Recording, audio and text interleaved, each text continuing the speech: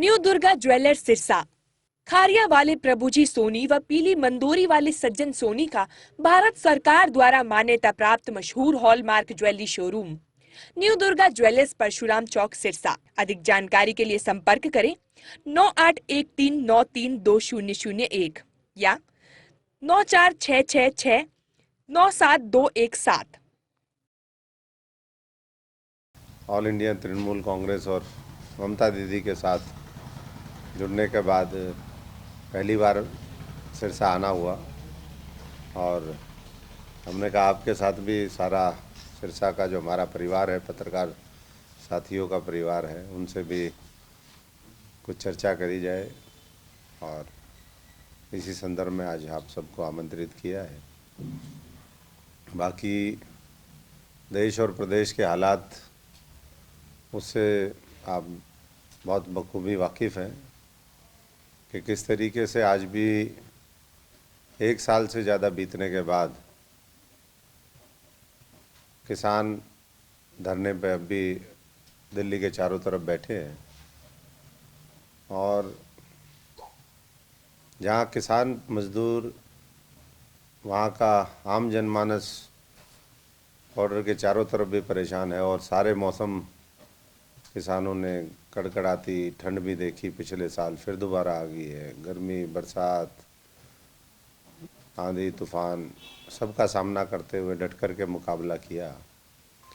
जो किसानों ने कभी मांगा नहीं था वो तो वापस हो गया, लेकिन जो उनकी मांग थी अभी भी ज्यों की तो है, चाहे वो एमएसपी का कानून हो, चाहे फसलों के दुगने दाम की बात हो, चाहे किसानों के कर्जा माफ़ी की बात है।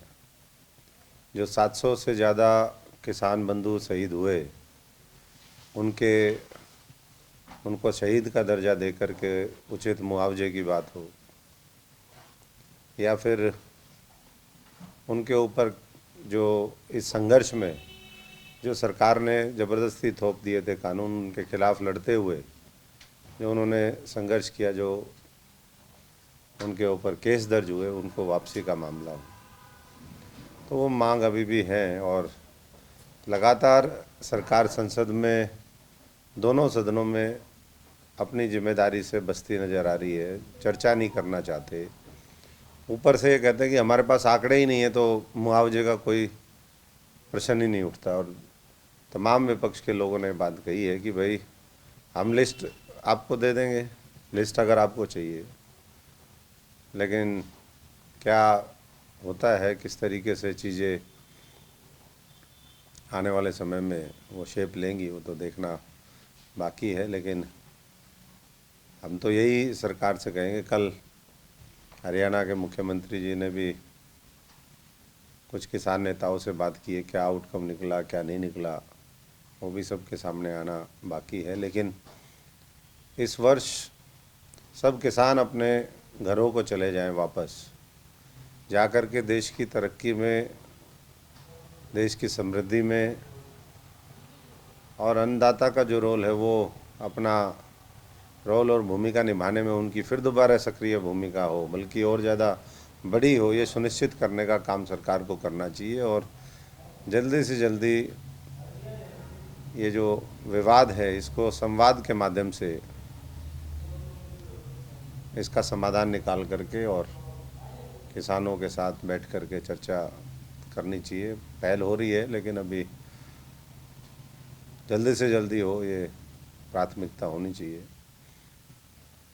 बाकी आपने परसों का देखा भी होगा, एक स्टेटमेंट आई, सरकार किस तरीके से काम करती है, कितनी गंभीर है, उसका इस बात से सहज अंदाज़ा लगाया जा सकता है कि सुप्रीम कोर्ट में पोल्यूशन को लेकर के, जो दिल्ली में पोल्यूशन होता है, दिल्ली के आसपास पोल्यूशन होता है, उस पर जो सरकारों ने हलफनामा डाला। पहले तो कहते थे पराली मुख्य जो है स्रोत है दिल्ली में पोल्यूशन का, फिर पिछले कुछ वर्षों में लोगों ने स्टडी की, उसमें पता चला कि पराली का रोल तो केवल जो है 4% है, किसी ने 10% का, 10% से ऊपर नहीं है। और ये जो स्थानीय तौर पर, चाहे वो इंडस्ट्री का हो, चाहे वो कूड़ा कचरा जलाने का हो या फिर जो वाहन आते हैं उसका पोल्यूशन का मामला हो। लेकिन उत्तर प्रदेश की सरकार ने बिल्कुल कमाल कर दिया और उन्होंने कहा ये पाकिस्तान इसके लिए जिम्मेदार है। तो ऐसी हास्यास्पद जो तर्क हैं वो कहीं ना कहीं इस बात के को साबित करते हैं कि जो सरकार है उसके मुखिया भी और जो अधिकारी लोग हैं वो जो बड़ी समस्याएं हैं उनका समाधान करने की बजाय वो आज भी जो जुमलेबाजी है, इसी सरकार की देन है ये, उसमें लगे हुए। कभी पाकिस्तान का नाम ले लेते, कभी चीन का ले लेते। अब थोड़े दिन में कह देंगे जो बाढ़ पीछे पानी भरा चेन्नई में, दूसरे शहरों में, ये भी बोले चक्रवात कोई आएगा तो बोले पाकिस्तान और चीन की देन है। तो इस तरीके के आरोपों से सरकार को बचना चाहिए, क्योंकि माननीय सुप्रीम कोर्ट के चीफ जस्टिस ने भी ये कहा कि भाई अगर ये है तो फिर तो हमें पाकिस्तान के जो उद्योग हैं उनको बंद करना पड़ेगा। तो ऐसे ही अगर टिप्पणी सुप्रीम कोर्ट के जजेस को करनी पड़े तो ये सरकार को खुद ही सोचना चाहिए कि क्या कहाँ उनकी ढिलाई है और किस तरीके से वो गंभीर होकर के ऐसे समस्याओं का समाधान कर सकते हैं। बाकी जहाँ तक हरियाणा का सवाल है, हमने अभी अपने दौरे शुरू कर दिए हैं। हमारे बहुत से साथियों ने दिल्ली में जो प्रभारी हैं सुखेंदु शेखर रॉय, जो राज्यसभा में डिप्टी लीडर हैं, और तीसरा सबसे बड़ा दल तृणमूल कांग्रेस है, सदन के दोनों सदनों को अगर मिला दिया जाए तो उनको प्रभारी लगाया गया है। उनकी उपस्थिति में सैकड़ों लोगों ने वहाँ पर, जो सीनियर हमारे साथी हैं, उन्होंने ज्वाइन किया। और अगले कुछ दिनों के अंदर हमारी कोशिश होगी कि जो और साथी हैं उनको भी अलग अलग कार्यक्रम में उनको तृणमूल कांग्रेस की सदस्यता दिलवाई जाए, ताकि संगठन को हम ज़मीनी स्तर से मजबूत करके, और ममता जी को आगे जिस तरीके से पूरा विपक्ष एक लीडर के तौर पर देख रहा है, इस देश के विकल्प के तौर पर देख रहा है, तो उनको मजबूत कर सकें। और उसी क्रम में हमारा 8 तारीख को गुड़गांव कार्यालय का ओपनिंग होगी, पहला कार्यालय वहाँ पर वो खोलेंगे। प्रभारी जी भी आएंगे, उसमें और भी साथी सदस्यता लेंगे। बाकी एक हफ्ते के अंदर अंदर हम लोग, हमारी प्रदेश की जो एडहॉक कमेटी है, कार्यकारिणी है, क्योंकि अभी बहुत नए लोगों ने ज्वाइन करना है, बहुत नए लोगों के फ़ोन आ रहे हैं, और ना केवल हरियाणा से मेरे पास आ रहे हैं बल्कि देश के अलग अलग हिस्सों से आ रहे हैं सब, क्योंकि बहुत पुराने साथी जिन्होंने हमारे साथ काम किया, बहुत लोगों दूसरी पार्टियों से भी हैं, नए लोग भी हैं। तो उसको लेकर के जहां हम प्रदेश का जो हमारा कार्यकारिणी का गठन करेंगे, वहीं एडहॉक कमेटी डिस्ट्रिक्ट्स की भी जल्दी बनाएंगे। और जल्दी मेंबरशिप ड्राइव भी जो है वो तृणमूल कांग्रेस का पूरे हरियाणा में और पूरे देश में शुरू होगा। बाकी आप देख ही रहे हैं पूरे देश में जिस तरीके से ममता दीदी के दौरे चले हैं, वो पूरा एकजुट लामबंद जो है वो विपक्ष होता दिखाई दे रहा है उनके नेतृत्व में। आज अखिलेश जी ने भी कहा, उत्तर प्रदेश के जो पूर्व मुख्यमंत्री रहे, कि हम ममता जी के नेतृत्व में आने वाले समय में उत्तर प्रदेश में भी उनके सहयोगी के रूप में काम करेंगे। और जो सीट शेयरिंग हो सकता है, अभी तो बातें होंगी, लेकिन उसके लिए भी वो तैयार हैं। तो ये अच्छे संकेत हैं इस देश के लिए कि एक मजबूत विपक्ष जो आने वाले समय में मजबूत इस देश का विकल्प होगा, जो भारतीय जनता पार्टी और उनकी सरकार को यहाँ से, देश से भी प्रदेश से भी हटाने का काम करेगा। उसमें मैं सभी साथियों से अपेक्षा करता हूँ, सिरसा से लेकर के तमाम हरियाणा वासियों की भी, और आपके माध्यम से जहाँ भी बात पहुँच रही है, कि वो सारे साथी पूरी ताकत के साथ अपना सहयोग करें और देश बचाने में, इस भारत को बचाने में अपनी भूमिका निभाएं। तो मैं इतना ही कहूँगा, बाकी आपके साथ। सब आपने पिछले दिनों तृणमूल कांग्रेस जो थी, पहले तो आपको बधाई, दूसरा उसका हरियाणा में कितना वजूद देख रहे हैं? नहीं, हरियाणा में वजूद तो देखिए, नेतृत्व नेता दिखता है, एक झंडा बैनर होता है, पार्टी का प्लेटफॉर्म होता है, बाकी तो काम जो साथी हैं उन्होंने करना होता है। हमारा तो हर गांव में नेटवर्क है, जो हमारा नेटवर्क है आने वाले समय में वो तृणमूल का नेटवर्क है। तो मुझे लगता है कि अगले 4-5 महीने के अंदर अंदर हरियाणा में सबसे मजबूत संगठन वो तृणमूल कांग्रेस का दिखाई देगा।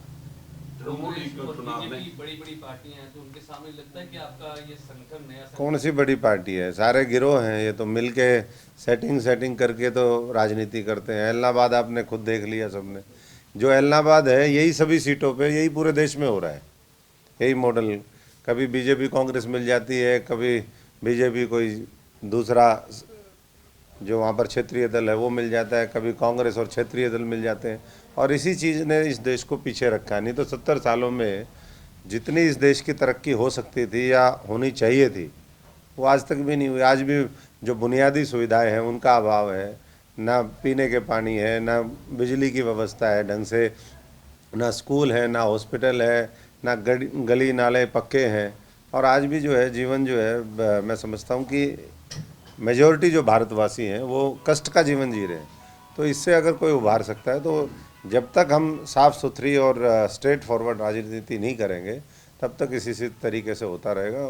तो इसलिए सब लोगों को इसके बारे में सोचना चाहिए। जहाँ तक तृणमूल क्यों ज्वाइन करी, देखिए ममता दीदी की और हमारी कहानी ऑलमोस्ट सेम है। आज से 30 साल पहले उनको भी कांग्रेस छोड़नी पड़ी थी, और हालात इन्हीं कांग्रेसियों ने मिल करके बनाए थे, जो लेफ्ट के साथ सेटिंग करके अपनी सीटें तो जीत लेते थे 2-4, वो बार्टरिंग हो जाती थी कि ये 3-4 सीटें छोड़ दो लोकसभा की, बाकी पूरे में आप जो है लेफ्ट जीते। इसी तरीके से उनके ऊपर लाठियाँ भी चली और भी हुई। ज़मीनी स्तर पर उन्होंने छात्र संगठन से लेकर के यूथ कांग्रेस और उसके माध्यम से लंबी लड़ाई लड़ी और सफल हुई। 37 साल का जो लेफ्ट का रूल था उसको उन्होंने उखाड़ फेंका वहाँ से। तो ऐसे जज्बे को सब सलाम भी करते हैं। और तीसरी बार बंगाल में जीतने के बाद ये स्पष्ट हो गया था कि अब वो इस देश को लीड करेंगी, और मुझे पूरा यकीन है कि आने वाले समय में हमारे जैसे साथी सारे उनके साथ मजबूती से जुड़ेंगे और इस देश का प्रधानमंत्री उनको बनाएंगे। अपना भारत मोर्चा को विलय करोगे? नहीं, हम अपना भारत मोर्चा तो ये कोई पॉलिटिकल पार्टी तो थी नहीं कि जिसका विलय होना था। ये तो एक मंच था, मोर्चा था, जिसमें अच्छे लोगों को लाने की कवायद थी।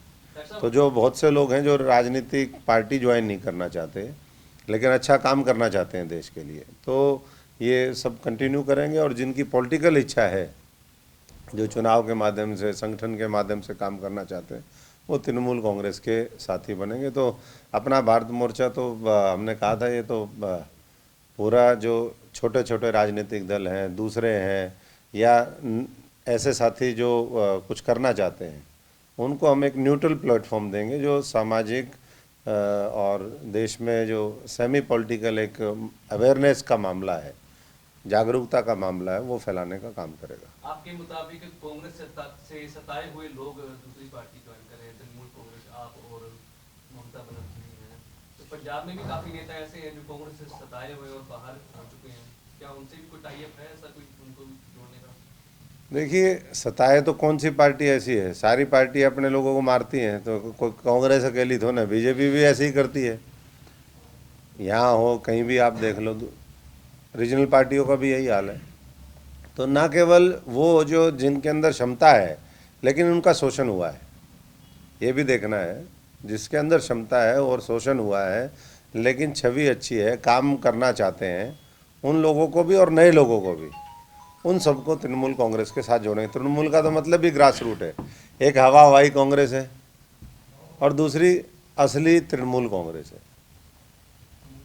तो जिसने हवा में रहना है, अमरिंदर सिंह भी कांग्रेस से अलविदा कह चुके हैं। नहीं, उन्होंने तो कहा मैं अपनी पार्टी बनाऊंगा, वो तो सारा हो गया उनका, तो बीजेपी से टाई अप हो गया मामला, डॉक्टर साहब, वो तो चले गए कभी। डॉक्टर साहब, टीएमसी का एक पश्चिम बंगाल से बाहर निकल करके पूरे देश के अंदर छा जाने की जो एक प्रक्रिया है उनकी, उसी व्यवस्था में उनके संवैधानिक प्रक्रिया में बदलाव की जो प्रयास हो रहे हैं, और अब तक जो पश्चिम बंगाल के जो टीएमसी के बड़े लीडर्स थे उनके हाथ में व्यवस्था थी, वो अब बदल करके छिटक करके अन्य प्रदेशों के बड़े लीडर्स के हाथ में जाने दे, उसमें डॉक्टर अशोक तंवर कहाँ खड़े नजर आते हैं? डॉक्टर अशोक तंवर की ये जिम्मेदारी उन्होंने लगाई है कि पूरे देश में संगठन विस्तार में हमारी मदद करिए और जहाँ भी संभव है वो हम पूरी ताकत लगाएंगे। अभी तुरंत गोवा में चुनाव है, उन्होंने कहा कि गोवा चुनाव आप जाइए और गोवा चुनाव में पूरी मदद करिए। तो जल्दी मैं, हमारे तमाम साथी जो वहाँ के पुराने साथी हैं, सब लोग उनकी मदद करेंगे और ना केवल मदद करेंगे बल्कि गोवा का चुनाव तृणमूल कांग्रेस जीतेगी और अगली सरकार पश्चिम बंगाल के बाहर पहली सरकार वो तृणमूल की गोवा में होगी। तो आप गोवा प्रभारी के रूप में जा रहे हैं डॉक्टर साहब? देखिए, ये सारे पद ये सारी चीज़ें तो हमने देख ली। पद की ना कभी लालसा है, ना कभी इस तरीके का हमने किया है। हम तो कर्म करने में विश्वास करते हैं। हाँ, जब कर्म करने के बाद कोई मजदूरी मारता है तो फिर उसको छोड़ते भी नहीं, चाहे मेरी मजदूरी हो चाहे हमारे साथियों की मजदूरी हो।